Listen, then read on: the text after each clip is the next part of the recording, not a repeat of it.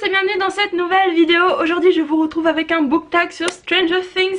J'ai fini la saison 2 il y a un petit moment déjà, je l'ai adoré au passage. Mais ce book tag se base sur la saison 1 et je peux juste vous dire que peut-être à l'arrière de ma tête j'ai une petite idée pour faire un book tag sur la saison 2. Donc restez par ici. Si vous êtes nouveau sur cette chaîne ou alors que vous êtes tombé par hasard sur cette vidéo, eh bien sachez que je parle beaucoup de films, de livres et de séries. Donc si vous aimez ce genre de contenu, eh bien n'oubliez pas de vous abonner à la chaîne. On commence tout de suite avec la première question, donc qui est Epic Intro, donc l'intro épique de Stranger Things que tout le monde adore, elle est rétro à souhait, c'est juste génial.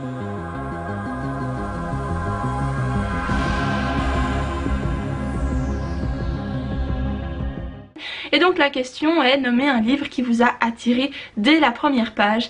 Et pour moi, c'est Le Tour d'écrou par Henry James.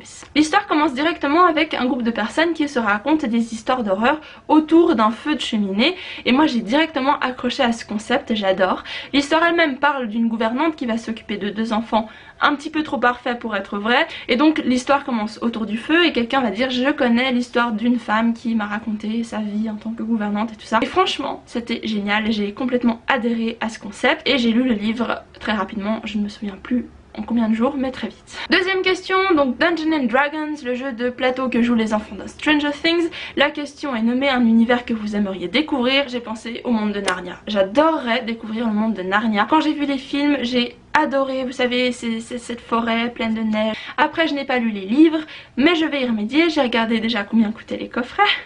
Et donc franchement ça me plairait beaucoup d'aller dans cet univers là. J'aurais pu citer Poudlard, Harry Potter et tout ça, mais si c'était possible d'aller dans un monde fantastique, eh bien j'aimerais si possible ne pas me retrouver avec la moitié de la planète. Question numéro 3 qui s'appelle Squad Goals, donc qui se rapporte à l'équipe formée par les enfants dans Stranger Things.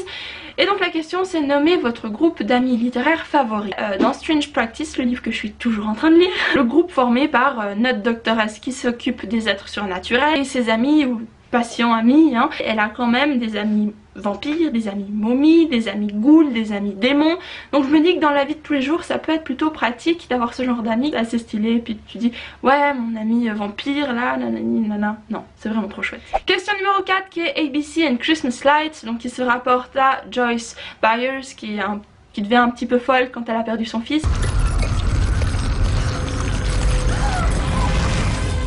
La question c'est nommer votre personnage préféré qui est un peu dérangé. J'ai eu beaucoup de peine à trouver une réponse pour cette question, puis après finalement ça m'a apparu comme ça, je me suis dit mais oui bien sûr, il s'agit de Eleanor Vance dans La Maison Hantée. Ce personnage est complètement timbré mais adorable à la fois. Je ne vais pas trop vous raconter l'histoire parce que sinon je vous spoil. 4 personnes qui vont dans une maison qui est réputée pour être très hantée. Ils ont tous eu un rapport avec des esprits ou quoi que ce soit. Il y a aussi un espèce de docteur psychanalyste qui est là pour faire de recherches.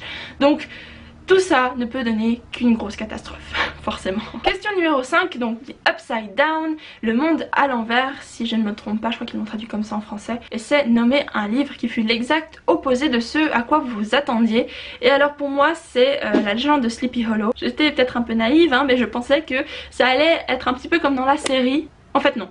C'est révélé être juste une petite nouvelle avec quelques éléments surnaturels qui au final ne sont pas très pertinents, n'ont pas vraiment de sens. Du coup j'ai été vraiment déçue, mais c'est pas grave, j'aime beaucoup la série qui porte le même nom.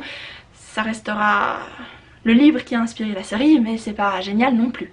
Question numéro 6, donc c'est Mad Scientist, ça se rapporte aux scientifiques qui dirigent le laboratoire. La question est citer le gouvernement futuristique qui vous fait le plus peur, donc dans un livre. Je n'ai pas lu le livre, je l'ai commandé, il va arriver. Je pensais à La Servante écarlate de Handmaid's Tale, mais je sais juste que ça se passe dans le futur. Les femmes sont divisées en 2 catégories, celles qui peuvent avoir des enfants et celles qui ne peuvent pas, et gardent celles qui peuvent en avoir pour servir de femmes reproductrices pour les hommes politiques importants.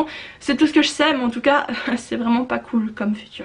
Question numéro 7, Demogorgon, qui est la créature qui fait un petit peu flipper. Et la question se rapporte plutôt bien à ce thème là, hein, vu que c'est citer une créature qui vous fait vraiment peur. Et moi je pense clairement à It, dans le livre de Stephen King.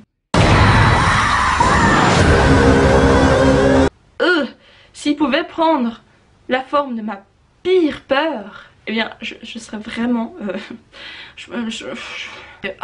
Non c'est trop flippant parce que si je vois une marionnette surgir de mon mur, mais c'est pas à la hache que j'y vais, hein, c'est à la tronçonneuse. J'ai trop peur des marionnettes, c'est hors de question.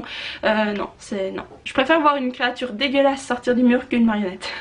Question numéro 8, j'ai oublié de vous dire que ça se rapportait aux 8 épisodes de la première saison, mais bon maintenant vous le savez. C'est Cliffhanger, donc la fin en cliffhanger qui nous a laissé en PLS pendant tout le reste de l'année jusqu'à ce que la saison 2 sorte au mois d'octobre. Et c'est citer un livre qui vous a laissé avec cette envie d'en savoir plus. Et bien moi c'est Rebecca de Daphné du Maurier, c'est le premier roman gothique que j'ai lu. Je ne savais même pas que c'était un roman gothique, mais quand j'ai fini le livre je me suis dit oh mon dieu, il faut vraiment que je trouve d'autres livres dans ce genre là parce que ça m'a tellement plu. C'est de l'horreur mais subtil, vous savez, c'est un peu, pour moi c'est un peu du Jane Austen avec du Stephen King, va savoir pourquoi, pas juste des choses qui font peur. Donc j'ai vraiment beaucoup aimé et puis donc j'ai été chercher d'autres livres, j'en ai commandé, j'en ai lu pas mal depuis, vraiment super découverte.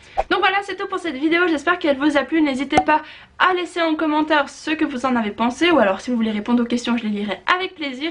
N'oubliez pas aussi d'aimer la vidéo et de la partager et de me suivre sur les réseaux sociaux, c'est très important parce que je poste beaucoup de choses. Je vous fais plein de bisous et je vous dis à très bientôt, bye.